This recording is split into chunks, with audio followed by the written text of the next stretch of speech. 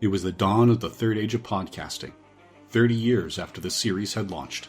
The Babylon Podcast was a dream given form. Its goal, to discuss the place where humans and aliens could work out their differences peacefully. It's a port of call, home away from home for established fans, newbies, John, Blaine, and guests.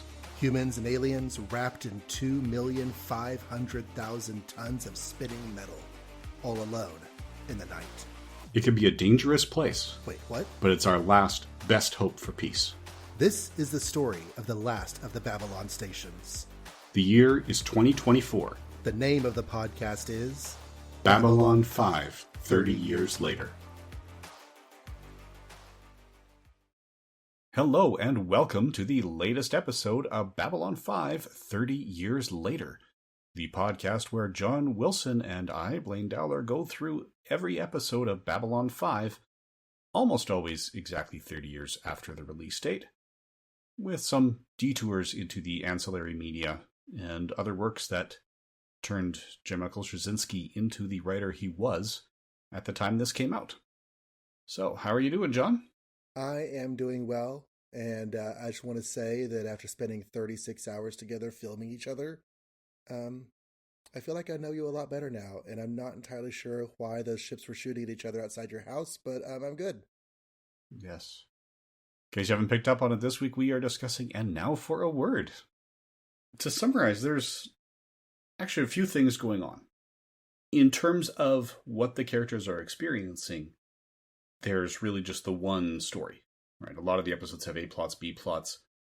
What we have is that early on, a Narn cruiser destroys a Centauri cruiser just in front of the station.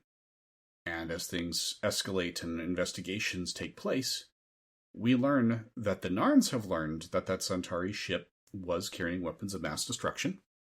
The Babylon 5 station staff have confirmed that, yes, those accusations were accurate, which leads to some very intense meetings with the League of Non-Aligned Worlds, some major confrontations as people demand that Babylon 5 seize and search all other Centauri warships to see if they are similarly carrying these weapons, and the Centauri threaten to destroy the station or anyone who tries to board their ships, claiming they have the sovereign right to transport whatever they want, and that they were transferring these weapons materials off the station with minimal risk. They were doing it in the space around it. Not that anyone there is happy to find that they are trying to turn a station intent for peace into a staging ground. Things come up to a very intense head when Centauri's ship threatens to destroy Babylon 5 if anything leaves or if they don't release the ships. As a test, they send a cruiser by remote out, and Sheridan does this because he's confident that the Centauri do not have the resources to fight a war on two fronts, and feels that if they attack Babylon 5, the Centauri will be bringing the Earth Alliance into the war on the side of the Narn. And he successfully calls their bluff. So they're not involved today. They do back down, or at least say they're going to... Actually, we don't find out from them that they're going to change the tactics, but Garibaldi says, well, we'll prevent this from happening in the future. And things continue, so their tensions are increased, but the immediate threat is dealt with. As part of a framing device on this, the entire episode is framed as like a Nightline-style ISN broadcast, 36 hours on Babylon 5, where an ISN reporter is interviewing a variety of personalities on Babylon 5, as well as a senator on Earth, asking questions about whether or not Babylon 5 is still useful. Now, JMS, having a history in journalism himself, used this to shine a spotlight on some of the devices that journalists use to sway the population. And he felt that, well, because we are, as an audience, fully aware of what's going on with Babylon 5, when they have things edited and cut to show that, Londo seems to be very reasonable, and that G'Kar seems to be very emotional. They're using emotionally charged language without statistics to back it up. That's how journalistic institutions who have agendas can manipulate the population. It's something that he said in these script books about 20 years ago, has been going on in every American election for the previous 18 years. So that's from the time of publication that dates back to the Reagan era. I would say these days it's fair to say that it's no longer limited to election cycles, if it ever really was. Yeah, it's just persistent. Yeah, there is even a little insert ad for the Psi Corps saying, oh, if you or someone you suspected of being a telepath, let the Psi Corps know. We have offices everywhere, including some schools and children's hospitals. We even have roving offices. And there's a subliminal message in there to trust the Psi Corps, because Psi Corps is your friend. The FCC rules define subliminal messages as anything that was 2 frames or less. So JMS, in one place, he said they had it as 3 frames, and another one they said they had it as 4. But they figured out what the FCC regulations were and went just slightly longer than that. Right. So that they could convey the idea of a subliminal message without being accused of being a subliminal message. Yes. Plus, I don't think we have to worry about audiences in 1995, considering, this aired for the first time on May 3rd, 1995. I don't think we had to worry about programming them to trust the Psi Corps, given that it doesn't actually exist. That's what they want you to think. Anyway, in terms of the director and writer credits, written by J. Michael Straczynski, which pretty soon we're going to be able to say, until you hear otherwise, it's written by J. Michael Straczynski, because there's only 2 scripts left in the series he didn't write, and one is coming up relatively soon. It was directed by Mario DeLeo. This is DeLeo's 3rd and final episode of Babylon 5 as director. His final director credit of anything was in 1996, and early 1996. So that may not have been a reflection of his work. It looks like he may have retired or otherwise left the industry. But he previously directed The Long Dark, Season 2, Episode 5, and All Alone in the Night, Season 2, Episode 11. So are there any key points in the plot summary that you think we should put more detail in before we get into the deep dive? No, I think that pretty much hit everything. Like you said, the narrative itself is pretty straightforward. It's the storytelling mechanics that make this episode really interesting and a pretty sharp deviation from the formula. You definitely couldn't do this regularly, or it might feel like I don't know if it would feel cheap or if it would just feel like, well, you've done this, so either you're retreading or you're wanting to make it a thing.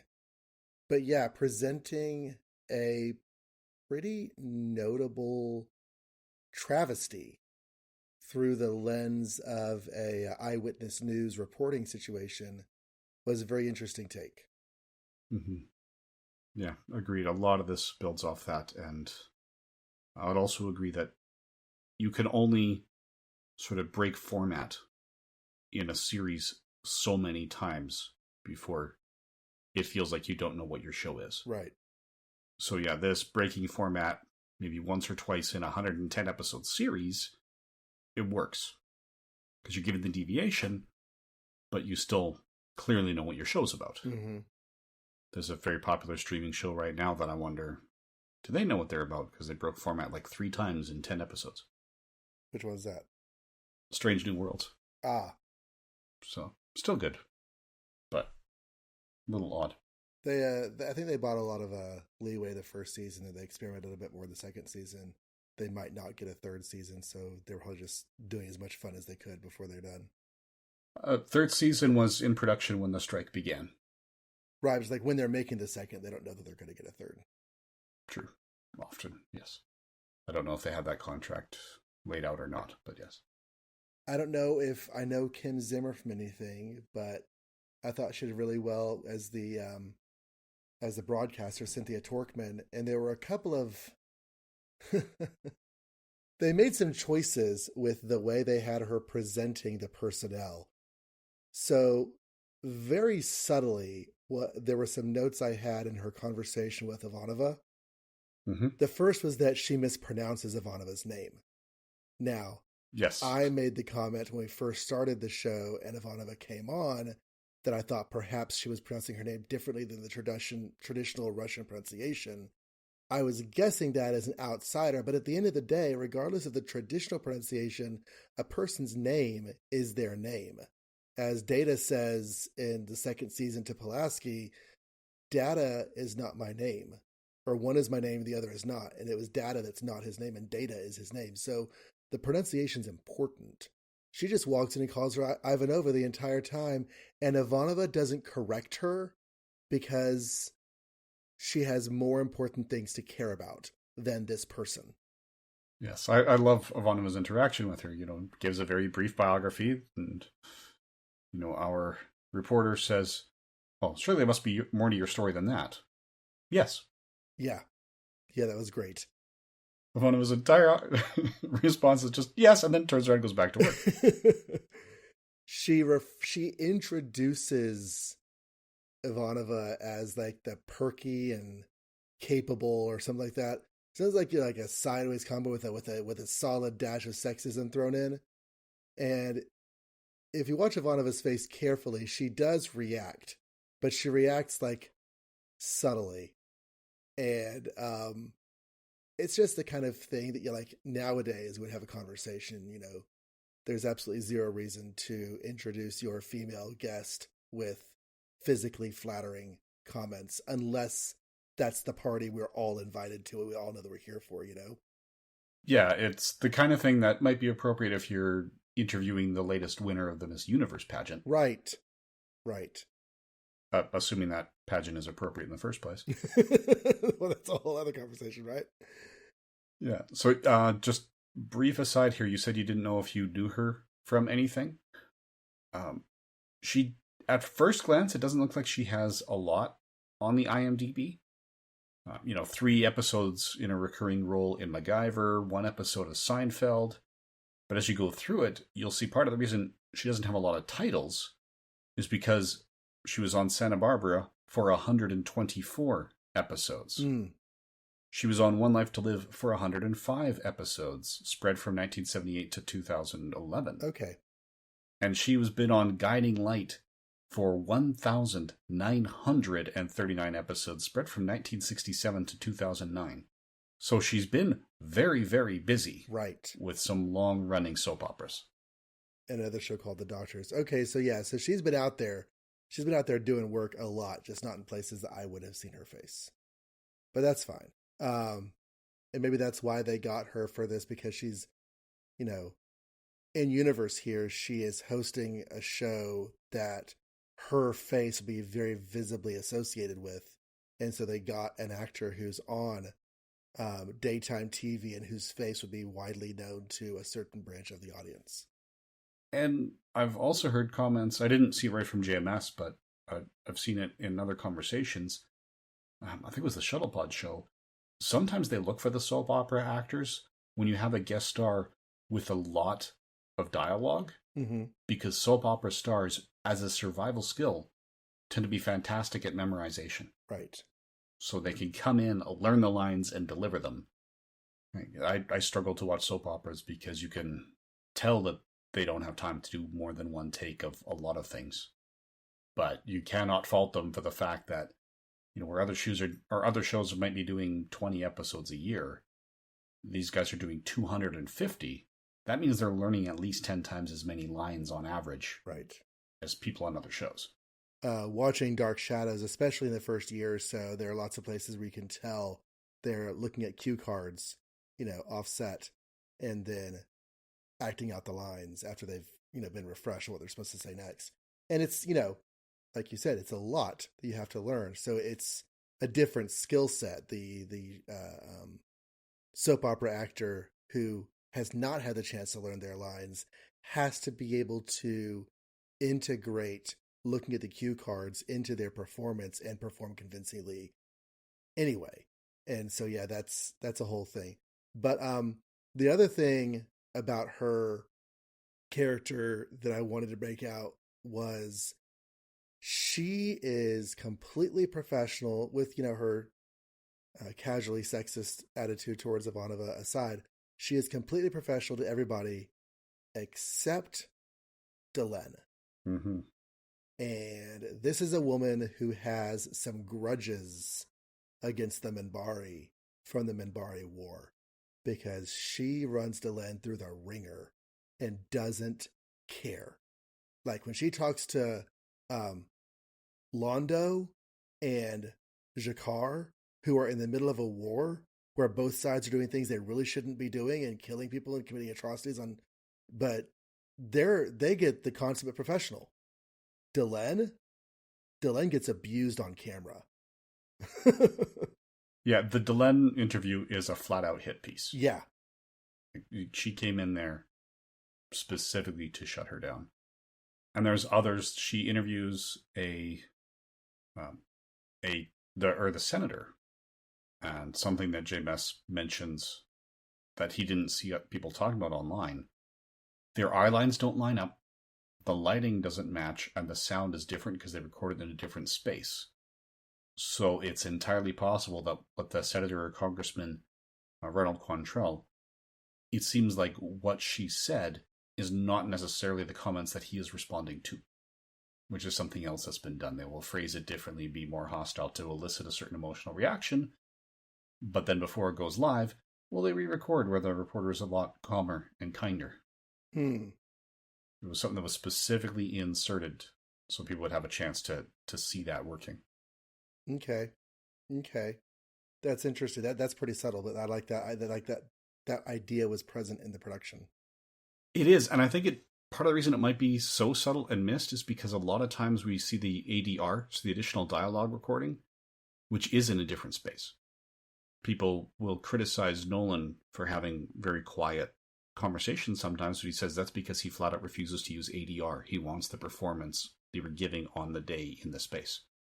Another subtle thing that Mindy has recently drawn my attention to is a lot of times when you have shows where the leads are much bigger names than the rest of the ensemble, they'll often do their parts of the scene separately from the rest of the ensemble. And they won't actually be on camera together. You'll get reaction shots and dialogue pieces and cameras going back and forth, but like in Good Omens, there were times where David Tennant and Michael Sheen were almost definitely not in the same room with the other characters during a scene. It's an interesting way that TV is made sometimes, especially since it's so easy to have 2 minutes of a scene with one establishing shot where they're together but on separate sides of the shot, so you can digitally splice something, and the rest of the scene they're in separate shots completely. But yeah, sometimes for Good Omens, I don't know which season you're talking about. 2. Okay, that might have been a filming during the pandemic thing. Okay, to limit the number of people on set. Other times, we will actually be getting to this in one of the shows that JMS worked on. It's just outright ego. Yeah. Yeah, one of the major actors the two title characters, one of the title characters in the show JMS worked on, didn't like to stand up. So if he was supposed to have a conversation with someone while standing up, if the camera's not pointed at him, it's a stand-in. So somebody else would actually be standing on his behalf. A stand-in? Okay. Yeah. Just because he didn't like to stand. This is the show that, we'll talk about it in more detail later, but JMS got the job for it because he pitched a story where, he doesn't think this guy likes to stand. He could just see that in the way it's shot. So he pitched a story where he gets kidnapped and tied to a chair and spends the entire episode tied to a chair. And the producer's like, that's wonderful. He doesn't like to stand or walk. But yeah, doing it just out of ego, that's just not Jake. Londo in this is a bit of a bastard. He is definitely coming into his role as the mediating voice of the war and saying all the things that he's supposed to say while doing completely different things off camera. And it was really interesting to see because we usually see him in a personal setting. We see his emotions and everything. We don't see him on the job. And here we saw him on the job doing his thing. And he's in a different role than he was a year ago. Yeah, we are seeing Londo the politician here, Yeah. who is spinning and lying and altering perspectives. Yep. Manipulating, gaslighting. Yeah.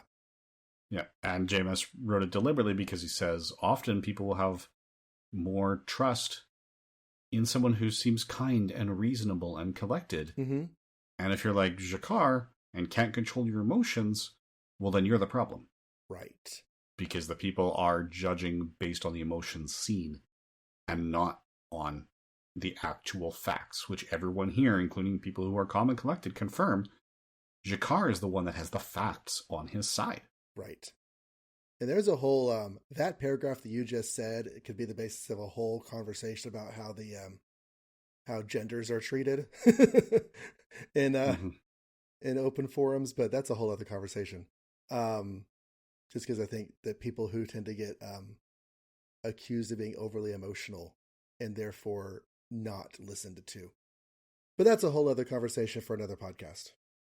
It is, and I think it is safe to say misogynistic men will dismiss women if they demonstrate any emotion, regardless of the value of what they are saying and the justification in the emotions that they are feeling. And what did Barbie say? It's almost like I can have reason and emotion in my head at the same time.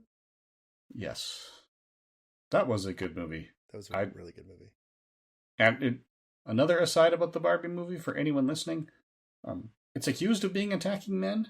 No, it's attacking sexism, the patriarchy, and even the fictional matriarchy that they invented. It's attacking sexism. If you feel personally attacked by the Barbie movie, it is time to pause and reflect. Yes. Because it ends the movie by saying, maybe we shouldn't be treating men this way in their flipped scenario of the universe. Yes, it is saying all sexism is bad. Yes. It shouldn't be all men or all women or predominantly one or the other. Anyway. What else? Should we talk about some of the other guest stars that we have here? Our next guest star is Christopher Curry. I'd say he is the only other really prominent. I only could afford 4 guest stars per episode. And I'm having a hard time thinking of a fourth here. We've got 3, and one of them is small. But Christopher Curry here, so he plays the senator who's not really outright bashing Babylon 5 in terms of keeping it visible, but saying, yeah, maybe its time has passed. Yeah, he's giving half-hearted support. He's damning it with faint praise, so to speak. Yeah. So he's kind of saying, it's not really hurting anything, but is it really helping anything? Right. And all of his interactions with the interviewer, who's Torkman, all his interactions with Torkman, he's like, it's a good thing we got you out of there. It's a good thing you were safe during all of that craziness. But I don't know. Mm-hmm. I'm not sure if he actually cares what was going on over there.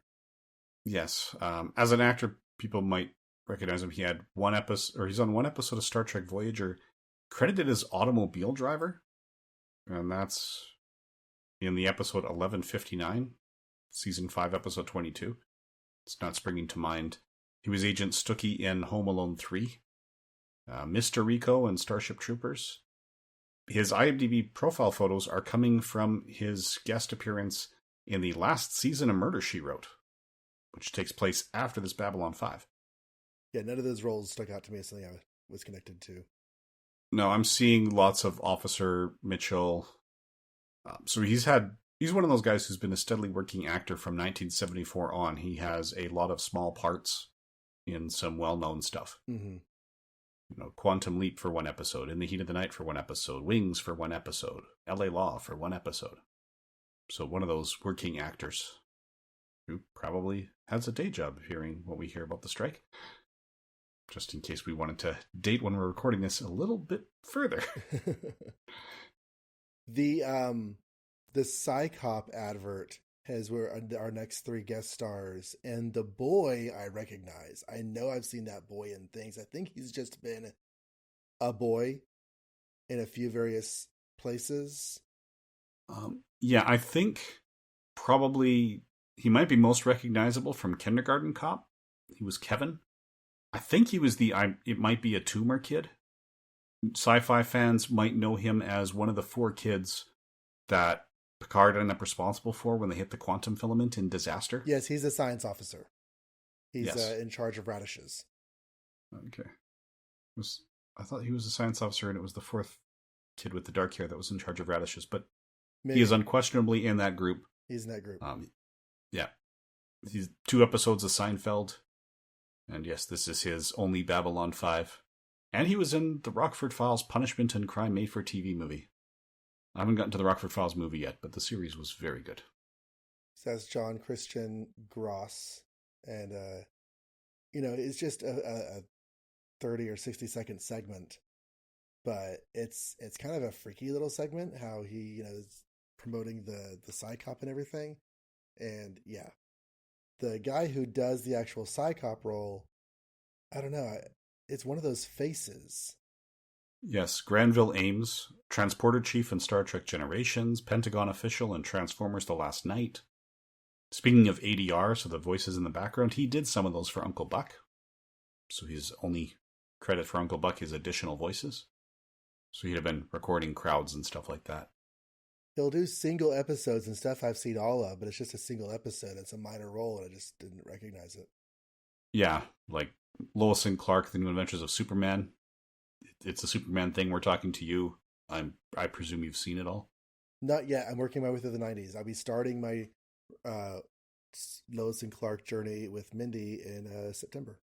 Well, I should say I did start my Lois and Clark journey with Mindy in September of 23, because this is coming out in 25. Yes, so if you're, depending on how well you keep the pace, it's late season 4.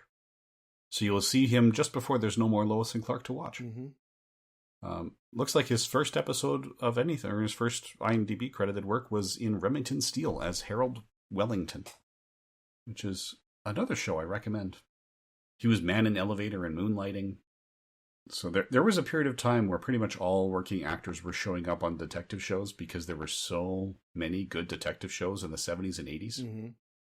Similarly, Leslie Wing, who plays the mother, was in a different episode of Moonlighting. She was in Magnum P.I. She was in Perry Mason movies. 2 of them, actually, as 2 different characters. She was in the new Mike Hammer 3 times in 3 different roles. The 1980s Mike Hammer series. As well as 2 different roles on Matlock. And we've talked about in the past how David Corwin was a recurring face. The people went to the office and said we want to give him a name and have him be on the show as a named character.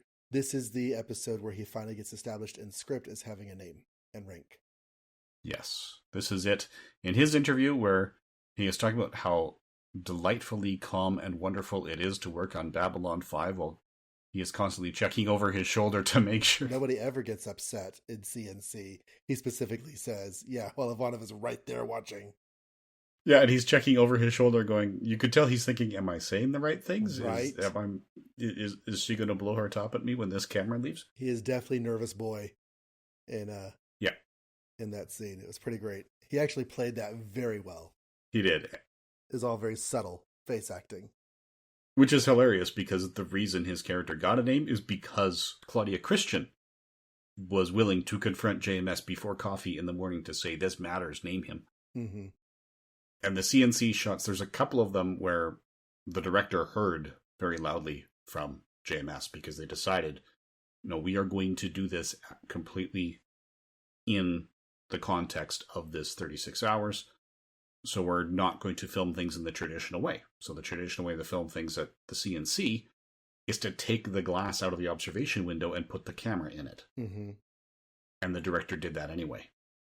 Oh. Which is why in the final confrontation, they used some CG to put in a second floating robot camera. So that they could, they had a similar model in a season 1 episode.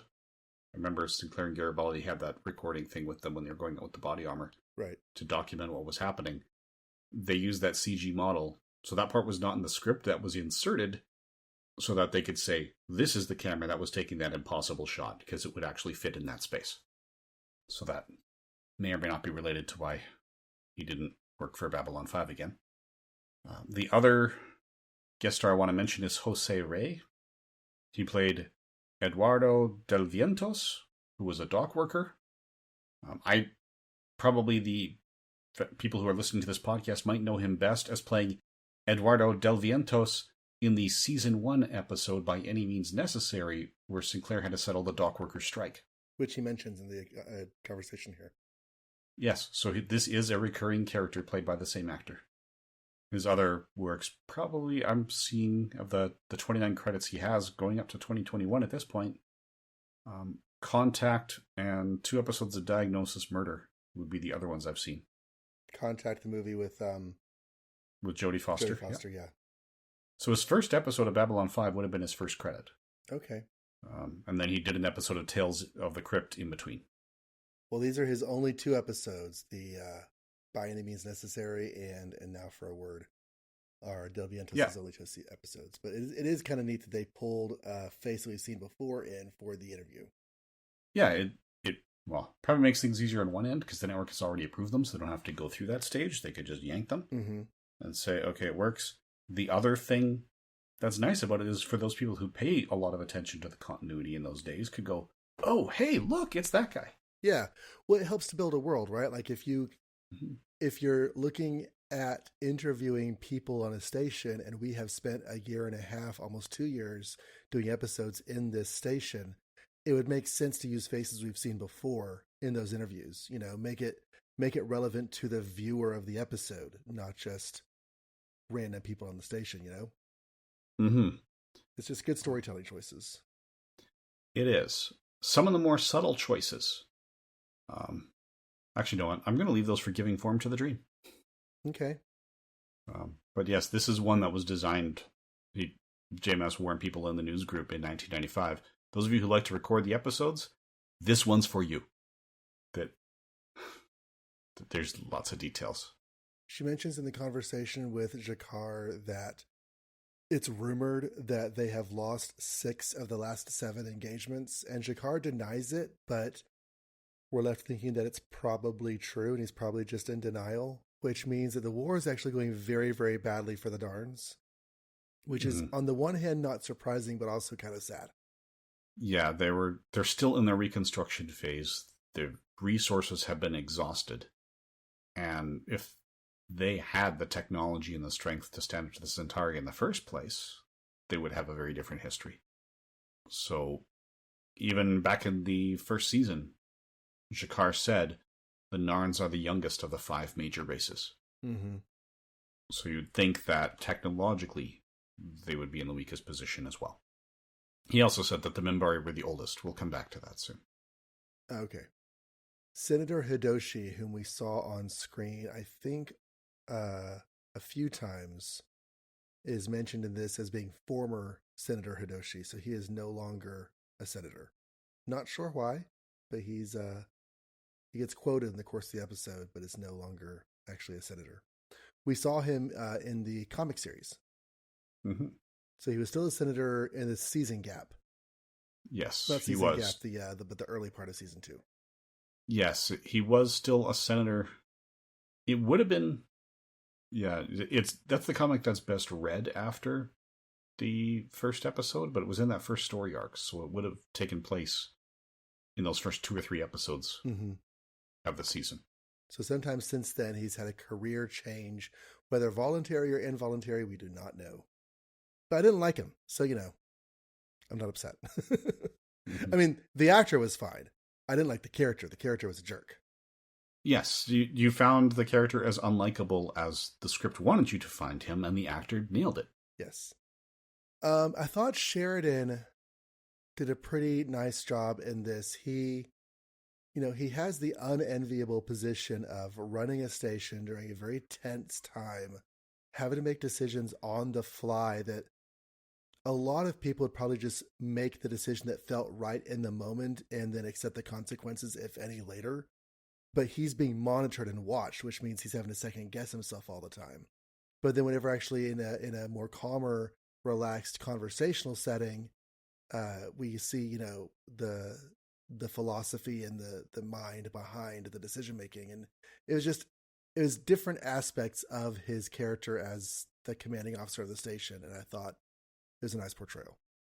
Mm-hmm. There's even a moment where JMS admits he was speaking through his character. Mm-hmm. So that speech about the importance of looking up to the horizon and not at your feet after you stumbled. The closing speech, yeah. Yeah, with the ancestors behind you and those in front of you. That was JMS speaking through Sheridan. So, and that was an interesting montage when they were asking everyone, is it worth it? Ivanova was just as succinct as she was earlier. It was just another one-word answer. I think it was absolutely this time. She just said yes. Okay. Right. Someone else said absolutely, but then expanded. There was Garibaldi was in there. Londo gave a couched one. Despite these little misunderstandings, if we just communicate better, I think it'll do the job.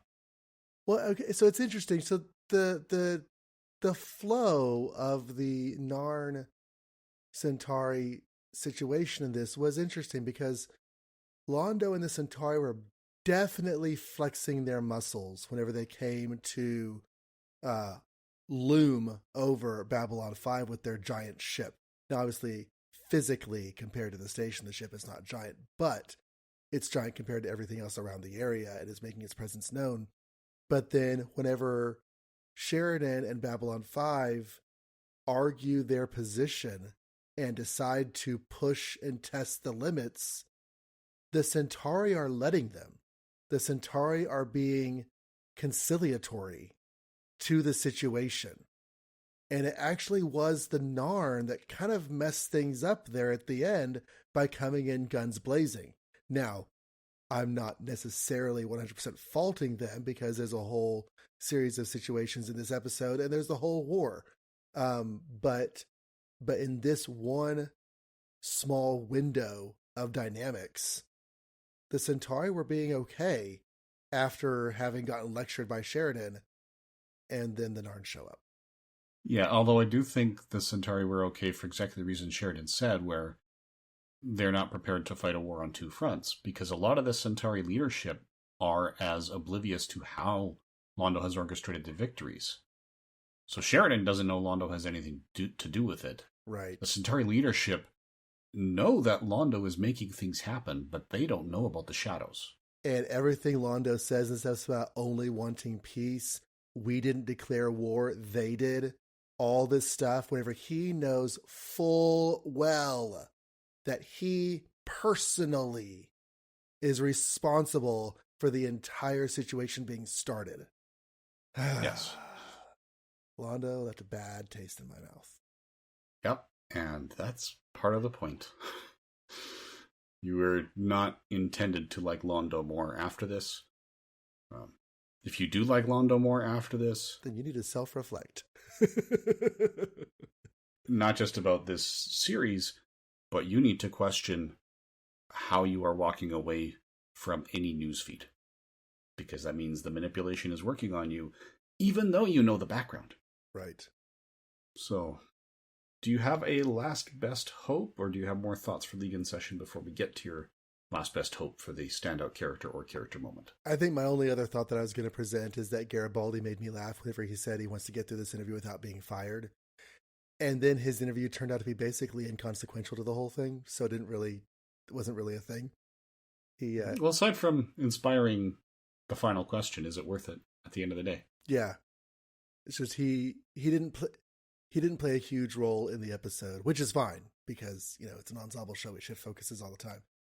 But my last best hope, the emotional character beat that I carry away from this episode is Delenn and her reaction to... She has made a choice that carried with it a large amount of sacrifice because she's undergoing a personal permanent transformation, a large amount of risk in her own culture because of the meaning it's going to convey to her people and her role as Satai. A lot of that risk has proven to be founded because she has lost a lot of that position. Her standing in her life, her basically the structure of her life right now is a fraction of what it was a month ago, you know, and she's lost a lot because she's trying to build a bridge between humans and Minbari on a metaphysical level that is extremely important to her, and the way she sees it extremely important to her people and subsequently to the humans as well. So the stakes are high, both in her motivations and in what she has stood to lose. And then this woman comes along and is like, yeah, but what if humans saw you? They would hate you. How dare you? And it's just petty. It's bringing up conflicts and resentments from 10 years plus ago. Now, as Sheridan said, some of those resentments and such have not died. Okay.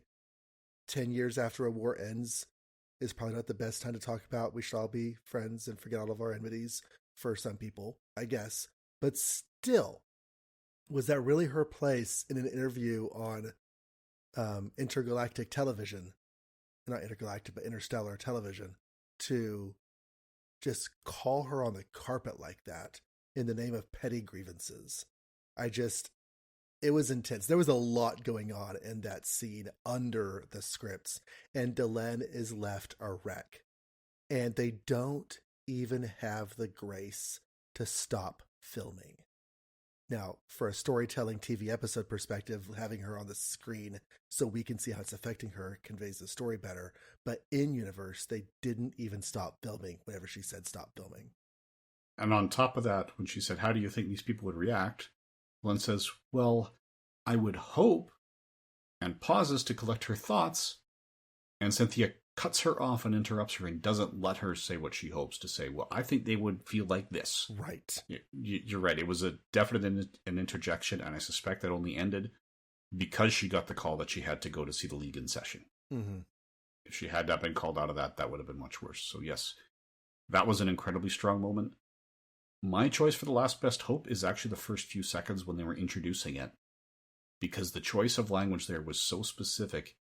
You know that this is a news station that is willing to obscure or twist facts in favor of the current president, specifically for their target audience. What specifically wording are you talking about? One thing they talked about, the Earth loyalists and how it's, when things are fading, they used to have 41% were unsure about the future of Babylon 5. And then when they say it's growing, they update the pie chart and leave out the numbers. The segment on the pie chart that would have been 41% would have been more like 48. And the tiny sliver, which you'd probably assume is disapproval, actually got smaller. So it looks like people are more undecided rather than actually more negative. The positive section grew a little bit. She talks about the people that the characters on the show refer to as the Mars Freedom Fighters. She talks about them being a small band of terrorists as opposed to the Earth loyal majority. So she is coloring the language and perceptions. So in those first few seconds, right out of the gate, you know that she has taken sides, but is pretending not to. Right. And it's all carefully chosen vocabulary that Straczynski saw in his journalism career. It's happening all the time. And President Clark is presented this as having risen in popularity according to his own internal polling, which could be accurate. It could have context around it that is not being presented. It reminds me of other spins of political leaders being popular. Yeah, and specifically saying his rise in popularity is due to his Earth-centric stance. Mm-hmm. They attribute it specifically to that. So, like I said, in that time, there's a lot going on with the vocabulary, and there's something in the little crawl on the bottom that we'll talk about in our Giving Form to the Dream segment. Okay. That's going on around there. But yeah, this was very targeted. Bit of a personal aside. This kind of reporting is exactly why I get my news through an app called Ground News. It actually will collate all the articles I could find on one event and say, okay, here is the summary of 17 articles that these, and they use a lot of independent institutions to say whether a news organization is left-leaning, right-leaning, far left, far right. And they will tell you what percentage on each side is reporting on it. It's a really good way to cut through, because I've seen I haven't seen a lot of blatant inaccuracies. So most news institutions, what they say is true. But if you're looking at, swearing in for, as a witness in an American court, that truth, the whole truth, and nothing but the truth, they will give you the truth, and they'll give you nothing but the truth, but very few news outlets will actually give you the whole truth. Mm-hmm. So I found Ground News, there's different levels of subscription available. The free one works really well. I've chosen to pay for it to support this because I think it's a fantastic idea. Our American listeners, it is neither Republican nor Democrat. It's from a Canadian company. So, yeah, and it's not a huge company. I think there's like 8 or 9 people working for it. So they're just having the algorithms make the decisions, and it's not a human filter going through. Mm-hmm. But it's amazing how many things are just, things you consider major news events that are completely ignored by one side or the other. So, anyway, that's a little personal pitch for anyone who's looking for a good way to see all sides and try to avoid this propaganda. All right, so did you have any other thoughts before we move on to giving form to the dream? I'm eager to hear. Okay, so we have our new perspective on how the Centauri-Narn war is going. We know that they've got weapons of mass destruction. They name some specifically, one of which is a mass driver. A mass driver is actually a concept that science fiction authors came up with a while ago. It's essentially, why come up... For an interstellar war, you don't need to find a whole bunch of explosives to attack a planet. Just hit them with a rock. It worked for the dinosaurs. So that's the idea of the mass driver. So these are weapons that the Centauri are willing to employ. We have, in that beginning crawl, a sponsor for this program. So the "and now for a word" was designed to evoke that "and now for a word" from our sponsor. Mm-hmm. Make people question who is sponsoring this program. In this case, it is sponsored by Interstellar Expeditions. Interstellar, interplanetary. Sorry, you are correct. It was Interplanetary Expeditions. The last time we heard of them was episode 4, Infection. They were the ones who sponsored the dig that Franklin didn't want to be a part of because they were being weaponized. Yes, this was the front company for a bioweapons supplier that was particularly interested in weapons technology inspired by insects, where the weapon grafted onto the human being and used that sentient being as a control system. So Franklin had never heard of them back then, which means they must have gained some public face since that point almost 2 years ago. Yes, that is exactly what it means. So, I remember when nobody recognized it and Franklin had to dig for it, that was when Sinclair was commander of the station. So those were the main ones. Does that mean that there are minor ones? We have some with the history of G'Kar, where he talks about when he killed his first Centauri. He was barely a pouchling, which was a long time ago. So we get the feeling that, yes, G'Kar is fairly old, at least by human standards. And the Cynthia Torkman? Yeah, Cynthia Torkman. Her name was partly inspired by Torquemada, which is related to an inquisitor. Yes. Huh. That was a bold choice. Subtle. But yeah, wow. Yes, so why are we invoking the ideas of an inquisitor at this point? Well, a interviewer come to the station, pro-government, pro-president, pro-xenophobic jingoism, anti-Delenn, and everyone loves Delenn. So she's not exactly... She's fully presented as someone that we want to sympathize with because she's presenting herself as sympathetic. And on the surface, there's no reason not to like her. But under the surface, there's a lot going on with her. Yeah, there is. All right. Well, that was whenever they started the episode and it became clear this is going to be presented in the way it was with the interviews and like it's a segment of a TV documentary thingy, I wasn't entirely sure what to expect. But this is a really strong episode, and I think the break-in format helped that strength and made it something unusual and good. Mm-hmm. Especially since so much of this is exactly how that news was presented. That's such a big piece of the power of this episode. I think it was a bold choice to the point that the network was concerned people might think when it started off that way that they were watching an actual news broadcast. But Jameis said, no, trust us. They're going to figure it out in those first 5 seconds when we say this is like September 19th, or, when they have the date in the 2300s. Speaking of debt, I did see a note that the events filmed for the segment probably take place at this point in the timeline, but the episode's broadcast probably comes later in the timeline. Yes, most likely, yeah, because they take time to edit together and then again build that room and reshoot it so it looks like that's the way she phrased the questions to him. So when she's being completely professional and he's very happy she survived, who knows how flirty she was in the real interview. But anyway, so I think that's what we have to say about this. We'll be back in a week to discuss In the Shadow of Z'ha'dum. So this will be one...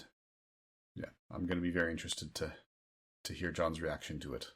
We've heard the name Z'ha'dum before, so we know when that shows up in a title, something's going on. I was kind of expecting to have heard it more by this point, because we've only heard it a couple of times here and there. I thought by this point we would like Z'ha'dum would be part of the conversation, part of the lexicon of life on Babylon 5. It's not, so we will have to see what is going on with that. Okay, yes, so that's where we're coming. We do have a few consecutive episodes here before the next break. So next week it's episode 16. The next prolonged break of the series is after episode 18. Mm-hmm. So as we've hopefully been able to do at this point, we'd like to have a feedback episode. So we're hoping that we're not keep talking about this and then never have feedback because no one's sending that to us, because that would be really embarrassing. But yes, our next feedback episode should be after we discuss episode 18. And we will finish our discussions of the comics, or at least the original 11-issue comic series, and one of the novels before we come back for the tail end of Season 2 and the first part of Season 3. All right. Now, of course, in order to discuss that feedback, we need to get it. So, one way you can send us your feedback is to email us, babylon530yearslater@gmail.com. And you can also leave comments on the website where the show is posted. There are two. The first is my website, johnreadscomics.com, and there is no H in posted. There, you can also leave the comments at bureau42.com, where all of my podcasts live.